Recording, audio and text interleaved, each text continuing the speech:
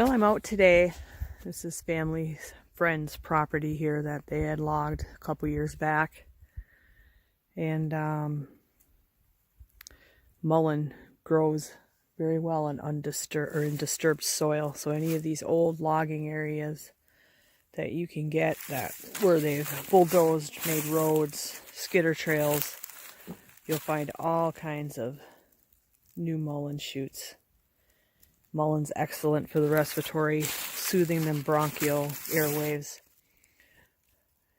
You can use it as a tea too. I usually dry it and do a lot of steam herbal inhalation with it for when you're getting sinus infections or chest colds, anything like that. You know, you put the herb with some other herbs in a bowl with boiling water, put a towel over your head, and breathe in all that steam. It works very, very well. Mullein also likes to grow under power lines, but never ever harvest anything from under them power lines because the power companies spray all that poison through there. So you're best to go somewhere where you know there wasn't no pesticides. And usually a year after logging's done, you'll find it everywhere. So I grabbed some of the little tops here because these are the ones I like to dry perfectly. Will use bigger ones too.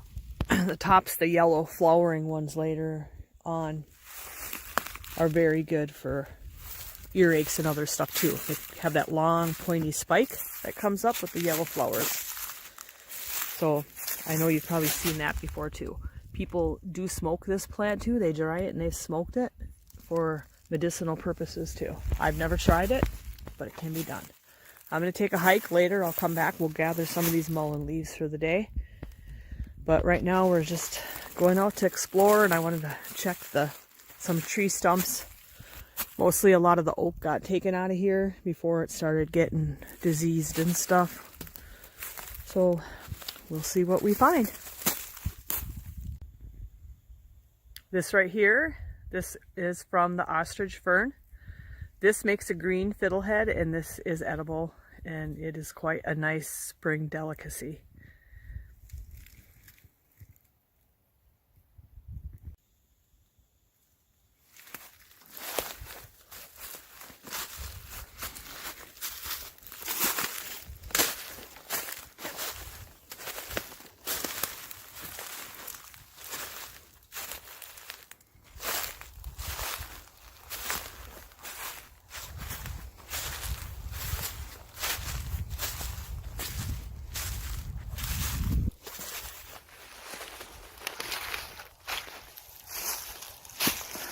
Mullein grows the big stalk with the yellow leaves on its second year. It's a 2-year plant. It'll grow and keep reseeding itself for a few years, but once that area isn't disturbed for a while, it will quit reseeding itself and just disappears. Until you come through and till it or do something to disturb that soil again, and then it will come up. So I just take parts of it like that when it's first growing. It'll make a whole new leaf rosette and keep growing.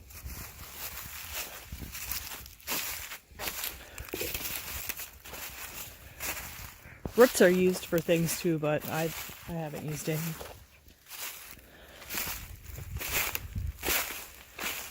If you're going to use the roots, you got to get the bigger plants. It's got one big long taproot that goes down.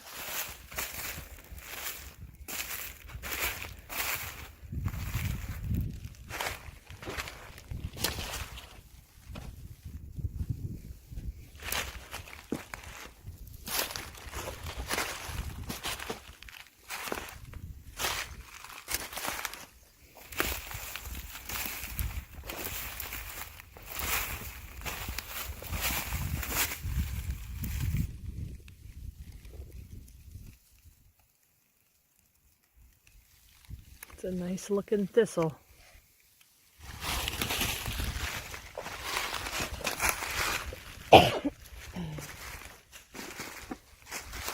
Soon the leeks will be coming up in this area.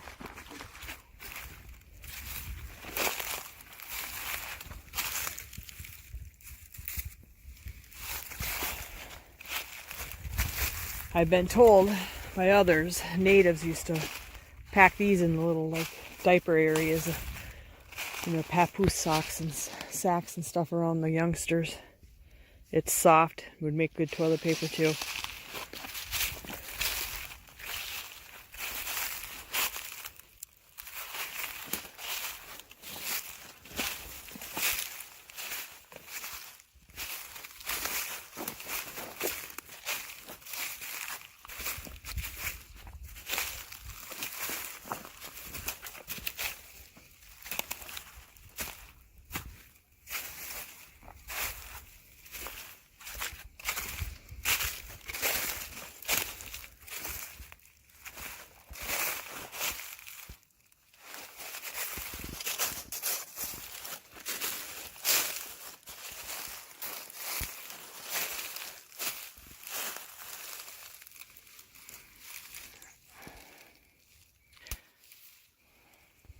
This right here is the dried remains of last year's ostrich fern.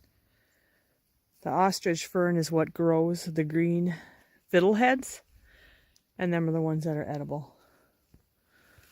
So through this wet area here, I see some cinnamon ones too, them ones you do not eat.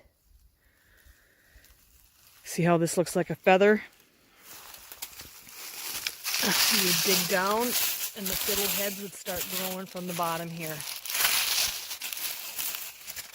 They'll make them nice bright shoots. They'll have some papery, almost like a leaf or a paper bag covering. They will all have, you see how this has the ridge down the middle? Them are a distinguishing feature that you are picking the right one. They are not white and fuzzy. These here that are close to it, this is a cinnamon fern. When these ones come up, you do not eat them fiddleheads. These ones are not edible. So, if the tops of these weren't here, and you couldn't identify them, and they are growing so close to the ones that are edible, and you brought someone to pick with you, they could be easily just picking a couple that are the wrong ones. So if you're not picking them yourself, and you're picking them with others, when you go home to give them their final rinse, you need to be checking each one to make sure it's actually one from the ostrich fern. There's a nice corm right here, sticking up. Sometimes they're deeper in the ground.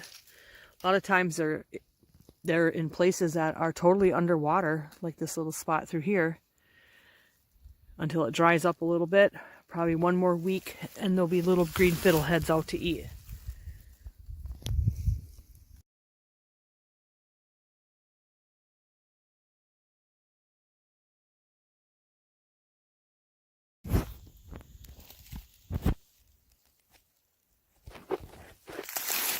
Some more partridge berry, and you can almost see where some of the leaves have been scraped away from the top here.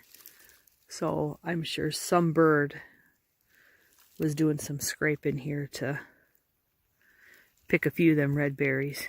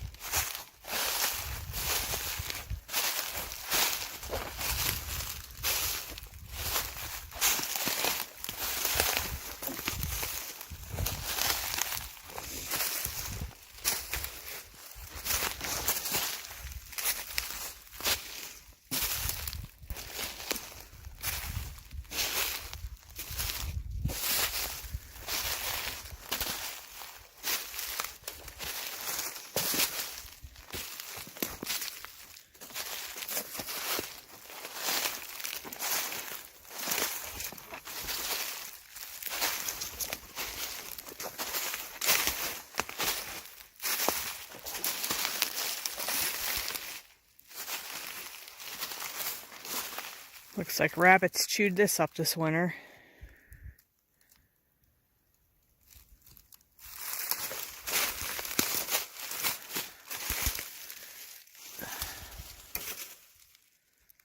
They like to eat the bark off of certain trees. Yeah, I can see in this pile over here where the rabbits were eating.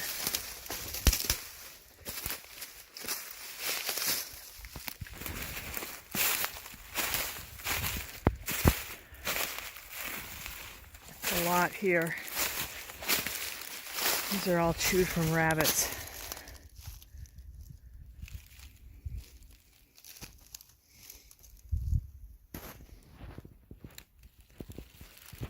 So they had some good easy food here for them. It was a long, hard winter.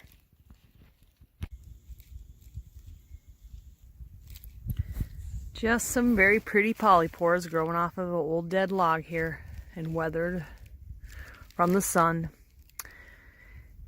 And no, these aren't some old turkey tails.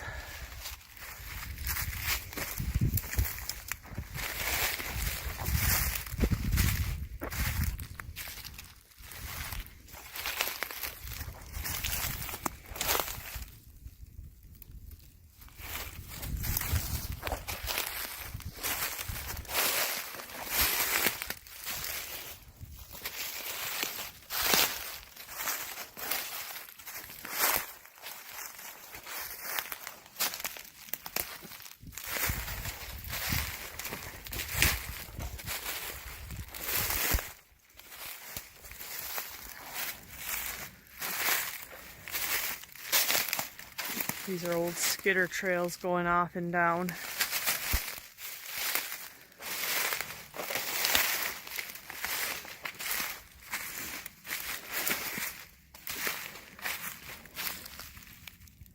Lots more baby mullein plants.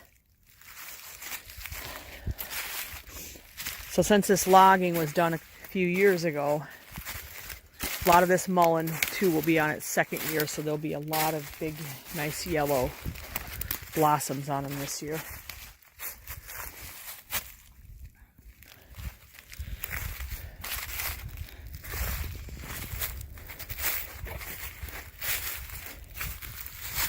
Here's a big one that wilted away from last year. I can see the size of the leaves.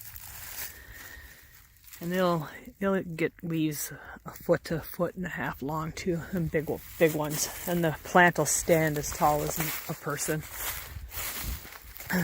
Sometimes there'll just be hundreds of them in an area. Looks like we got some partridge berries here. And look, we still have a little berry on them. On the partridge berries, they get 2 white flowers when they blossom, and it takes each section of the 2 white flower to produce 1 little berry. Yeah, you can eat them, but you have to get so much stuff. I don't really know anybody that does anything with them. Birds will eat them too. They stay green all winter long too. If you usually dig down in the snow, you'll see them. Sometimes people mistake this for wintergreen, but this is not wintergreen. If we find wintergreen, I can show you the difference.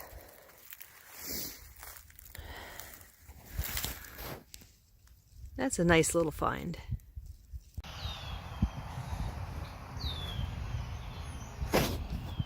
These here are the balmagiliad trees that you get the buds from. See the big buds way on the top? You gotta try to find the branches when they fall and pick the buds off of them. They usually come down in ice storms.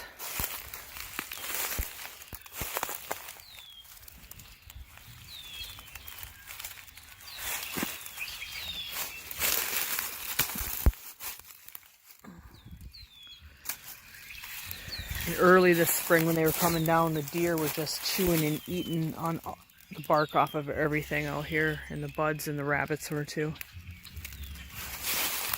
See, these are parts of the branches that have come down, but these are old. The buds are just soaked with that nice fragrant smelling resin.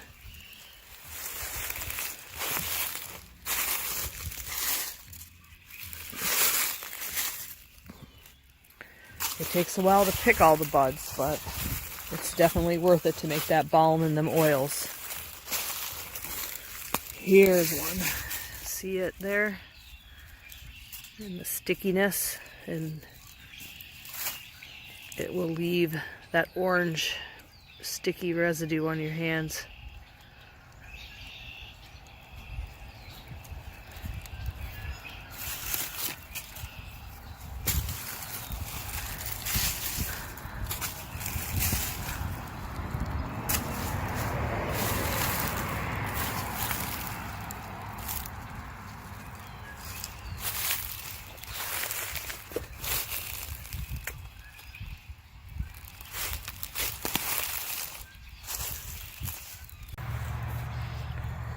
I just want to show you how big crevice these trees are. The size of the bark. And these are a form of a poplar balsam of the cottonwood variety. There's only 3 trees that will give you the kind of resin to make that balm of Gilead from the buds.